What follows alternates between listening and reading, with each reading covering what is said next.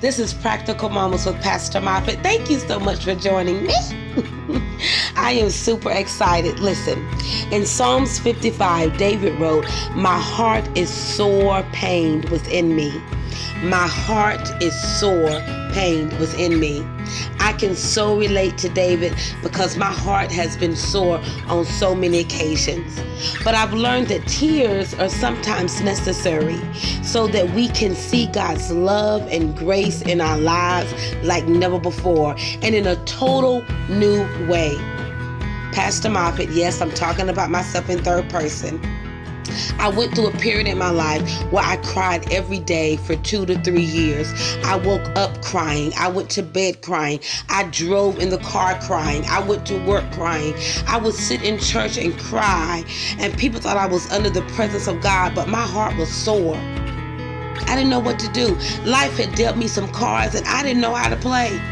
And anybody that knows Pastor Moffitt knows I know how to play cards. I know how to bend my hand. I know when it's time to fold them. I know when it's time to walk away. But life had given me a deck. I didn't know what to do.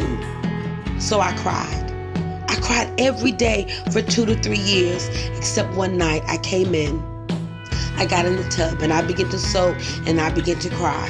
I got out of the tub, I went to my room, I shut the door, I climbed in the bed, I grabbed an emoji pillow that my son had brought me, and I began to go through my nightly ritual. I'm crying and sobbing, asking God why. Maybe I'm not as good as I thought I was. What did I do to deserve this? I was so ashamed that a preacher, God's pastor, had found herself in this predicament. What did I do wrong? How did I get here?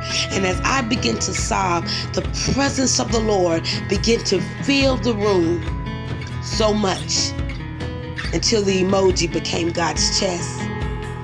And the heavier the presence got, the more I cried. I went to sleep crying that night.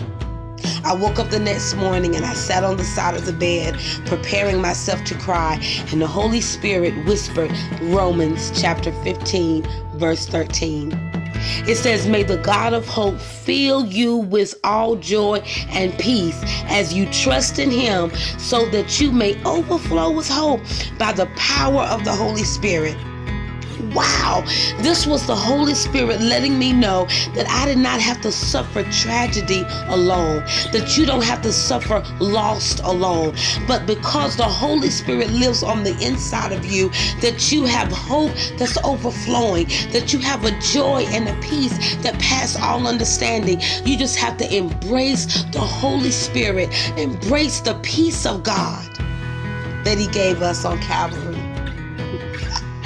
I am so excited that he loved me enough to send a word. And just like he's loving me enough and you enough to share this word with you tonight, you don't have to cry anymore. Stop your crying and receive the hope of glory, which is in Jesus Christ, and a hope that is so powerful that it overflows.